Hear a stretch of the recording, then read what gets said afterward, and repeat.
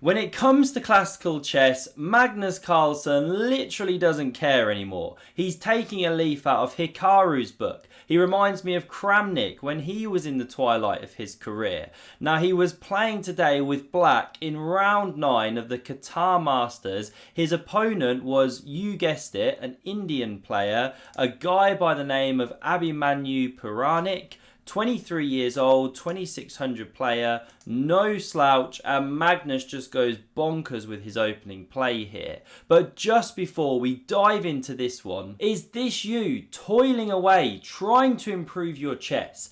If so, you need AIMCHESS in your life. The #1 chess improvement tool, and I'm talking from personal experience here, because they'll bring in your game data from Lichess, chess.com, tailor a learning plan to you so you can then go away and look at openings, blunders, endgames, intuition, visualization, you name it, they've got it all. And it's on chess.com, seamlessly integrated if that's where you play.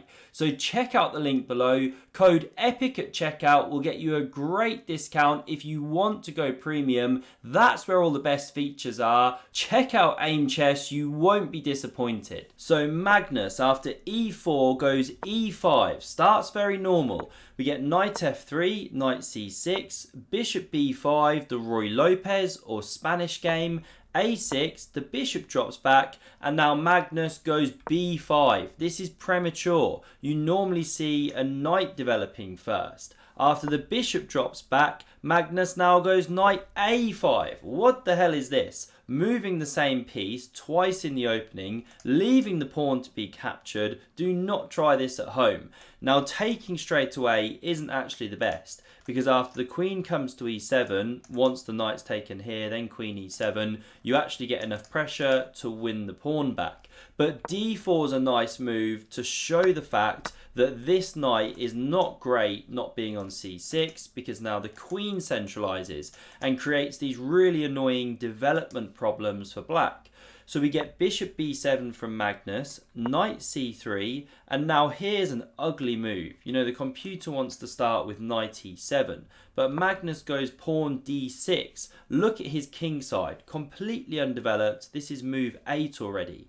We get bishop g5, white daring Magnus to go f6, create more weaknesses in the position. Magnus goes knight e7. That is one miserable bishop. And after knight d5, applying more pressure here, and then there's pressure here, Magnus plays the very ugly rook to g8. With 10 moves in, look at these horrendous pieces. I mean, you wouldn't think this is the world #1, right? Well, c4 now played. Wasn't forced, you know, you could have castled there and that kind of thing. And Magnus takes the opportunity to now go f6.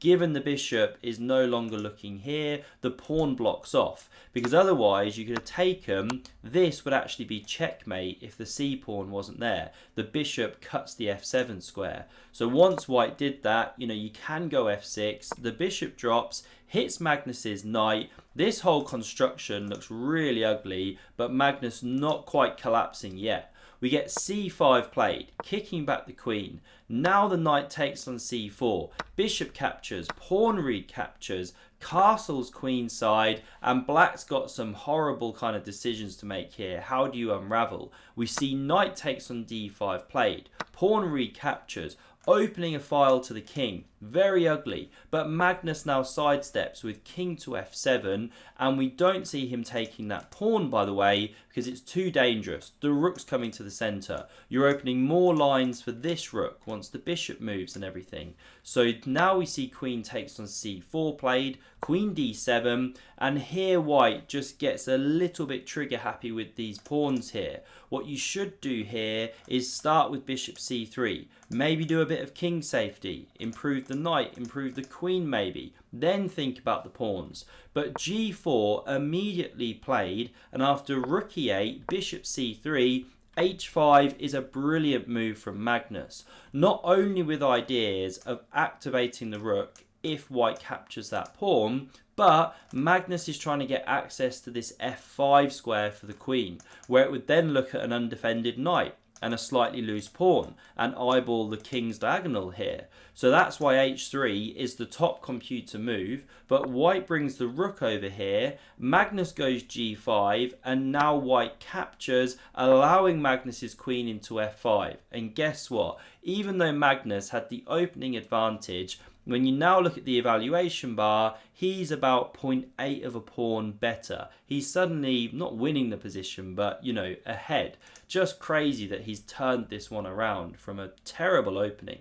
So now this knight is attacked. How to defend it? Well, white goes wrong. You should actually counterattack this bishop first, then drop with knight e1, you know, keeping this rook open on the pawn, so that's why not knight d2. Okay, game goes on, that was the way to go. But rook d3 played, and it's a bit of a blunder. So Magnus goes g4, drives back this knight, bishop h6, there's a pin, so the king sidesteps, and now Magnus is hugely in the driver's seat, but he doesn't play the right continuation. He should take this pawn. Threats to now push, open up a discovered check. So you'd have to do something like, no, not queen b3, sorry, something like rook g to g3, blockade that pawn, then this bishop can bounce around to c8, look at what monsters they'll be when they get going, and black is doing really well here. But Magnus doesn't find this continuation. He plays bishop takes on d2. Now what's this all about? Well, you can't capture with the rook, or this is mate in 1. If you capture with the king, well, now we crash through here with check. So by process of elimination, you have to take with the bishop, and now you've left the support of this square, so the rook bounces in. The computer doesn't love it. It wanted rook e4 as its favourite move, then with ideas of c4 as well in the future. But queen b3 was now played once this pawn was attacked. Not the best move, as you can see. Sorry, running it back one. The computer wanted rook e1. Things getting very tactical now. But this one played, hitting the bishop. Both players low on time. And now Magnus doesn't take this pawn. The computer says you can get away with it. Let me quickly show this. But after the exchange sack, the problem is you're in a kind of eternal pin. The queen's coming here. This bishop's dangerous down here. There's a pawn. So Magnus understandably didn't want to self-pin. He drops the bishop back to a8. We get this rook blockading this pawn. Maybe bouncing into the game like this. This rook now doubles on the file, but again it's not the most precise. Magnus should have been picking up this pawn according to the engine. But okay, we'll stick with the game. Queen a4 played, brilliant activating move. Hits this pawn on g4, a6, maybe invading to d7.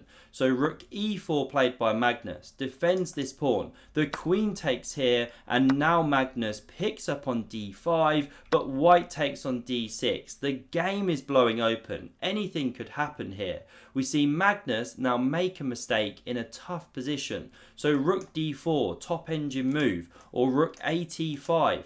But Magnus goes bishop c4, understandable, hitting this rook, but white's got this, check, hits the undefended queen as well. So Magnus has to swap, the rook recaptures, king e6 played, and now rook g7 goes after this pawn, and when the smoke's cleared, Magnus is 2 pawns down here. Despite the opposite colour bishops, white's doing really well. So we get rook d8, eyeballing this bishop. The king sidesteps because this one was about to come over too. Now this rook comes to the centre, prepares to win that bishop, but cool, calm play from white. This pawn is taken, saying fine, you can take here, but then I take here. White's still ahead. Magnus wins this pawn. Now you can win this one here, but maybe white didn't like something about this, and then Magnus coming behind. Actually, this is good for white. You know, you can bring a rook to b5 soon, cover this pawn. But we didn't see it in the game. The pawn wasn't taken. Rook e3 check played, king d5, and now rook h4. This is white's idea. Again, sorry, you see the evaluation bar drop because apparently rook c2 was better, trying to challenge this strong piece.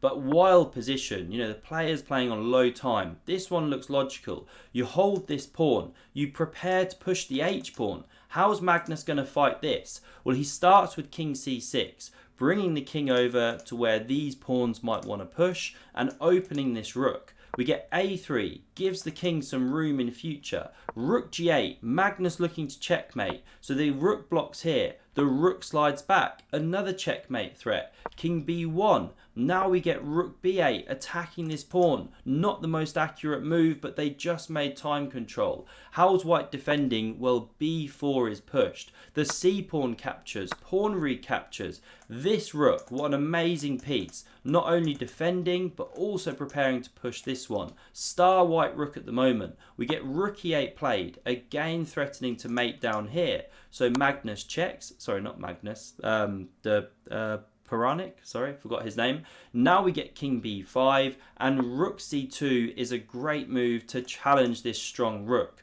So Magnus jumps away. He can't afford to trade rooks. We get h6 pushing, king a4, Magnus desperate for counterplay. It's +3 to white here. White is technically winning, but what should you play? Well, the best move is king b2. Or king a2 to stop the king marching in. Now it's complicated because black can check, force this king back unless you're going to just literally do a repetition. Then you can go rook d3. Ideas now of checking here, or bringing the king in, sorry, then checking here. So white has to fight against that, and you can check again, and the lines go on. If white can do the right dance with the king, then you should be winning with this pawn long term, if you can stop black kind of setting up perpetual ideas. But what we see in the game is the immediate king c1 allows Magnus to march in, and this is a problem, because if you push the pawn, then there's rook d3. You've cut this square from the king. It can't go that way. The king cuts these squares. So this is a threat to checkmate. You can't block with the rooks, obviously. You lose a rook. So you have to start giving this perpetual check, and the game is basically a draw. So that's why after this king b3, we didn't see the pawn pushing. The rook checks. Now this one comes over to the d file, stops rook d3, but rook a8. Magnus now activates from the other direction. We get king d1. If you check now, you can block with the rook. Oh no, maybe you can't, sorry, or there's going to be this. But you can then go king e2, counter-attack this one. So rook h3 played, comes behind the pawn, hits this one. Very complex rook endgame. We get b5, that one now being pushed. Check, the rook blocks. These pair get exchanged, but now Magnus just picks up here. Here, rook d6 now played. This one drops. This pawn starts pushing, so Magnus has to come back, but we're getting this liquidation. And now with the king so close, Magnus about to come in and round this one off. That is a draw. Magnus holds on by the skin of his teeth. What a game by the world #1, just throwing caution to the wind, playing all sorts of crazy stuff these days. He literally doesn't care. I hope you enjoyed. Do smash subscribe to never miss a future video, and see another epic game of chess, check out the video on screen. Thanks very much for watching, and see you soon.